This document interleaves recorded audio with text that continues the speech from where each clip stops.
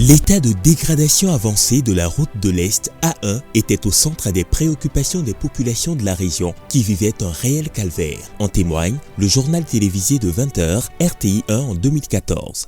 L'axe Abangourou à Nibilekro, les usagers ont exprimé leur désarroi. Ils ont lancé un appel aux autorités pour la réhabilitation de la voie. Mon pays n'est pas crevé ni rien, mais les lames le sont là. C'est éparpillé. Donc c'est l'état de la route qui fait ça. Les coupeurs de route aussi, ils ne font que s'arrêter dans des endroits vraiment qu'ils savent que les voitures ne pourront pas circuler. Vous arrivez là et vous prenez tout ce que vous avez et souvent même il y a des morts d'hommes.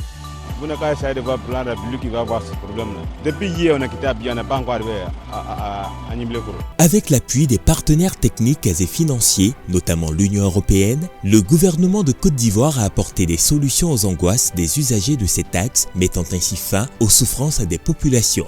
Chose promise, chose due. La réhabilitation de ce tronçon est une réalité depuis le 3 décembre 2016.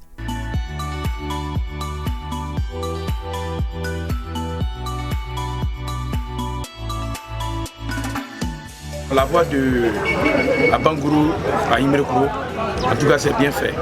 Donc remercier les gens qui ont fait goudron, l'État de Côte d'Ivoire, on les remercie beaucoup. En tout cas la route a été bien faite. Avant on faisait 3 heures du temps, 4 heures du temps.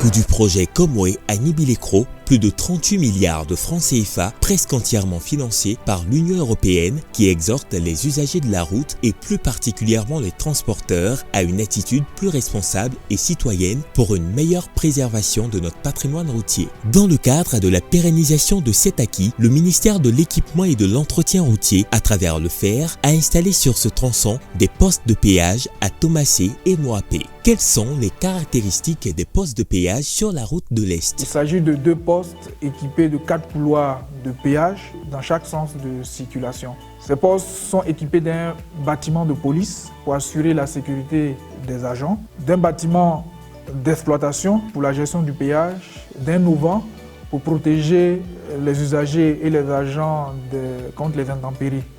Construite en 2009, ces 2 postes ont fait l'objet d'une réhabilitation complète en 2019 à hauteur de 3,4 milliards. Ces postes bénéficient de la dernière génération des équipements de péage de nos fournisseurs. Il s'agit du télépéage avec arrêt et du télépéage sans arrêt à 30 km/h. En prélude à cette ouverture, le directeur général du Fonds d'entretien routier, M. Diaby Lanciné, a multiplié les cadres d'échange avec les acteurs des transports, les opérateurs économiques, l'administration routière, l'administration du territoire, la chefferie traditionnelle, les associations de jeunes et de femmes, les syndicats des transporteurs et de conducteurs, les associations de consommateurs et de commerçants et les populations impactées par ces infrastructures de développement. Au cours de séminaires, réunions et rencontres de discussion, il leur a expliqué le bien fondé du péage. La route naît, vieillit et meurt. Et personne ne peut vous cacher cela. Parce que hier, vous avez une route qui était née, qui a vécu et qui était morte. Mais la route qui vient de renaître, elle peut mourir. La meilleure manière, c'est de faire en sorte qu'elle est plus contente et que vous soyez tous à l'aise. Un message bien perçu qui a vu l'assentiment des populations, à commencer par les autorités coutumières. Il y a déjà une dizaine d'années, la route Azopé-Abidjan était dans un état désastreux. Et nous sommes donc d'accord pour que chacun paye quelque chose, afin que la route soit entretenue.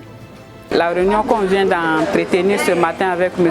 Diaby Lanciné nous a beaucoup enrichi, surtout comment le point à péage fonctionne et ses avantages. Poser un péage dans un village est source de développement. Nous sommes assez fiers de l'arrivée du directeur lui-même par rapport à cet entretien. Nous disons merci à l'État de Côte d'Ivoire. Nous, en tant que jeunesse de Moapé, nous sommes heureux du démarrage et du lancement de ce projet.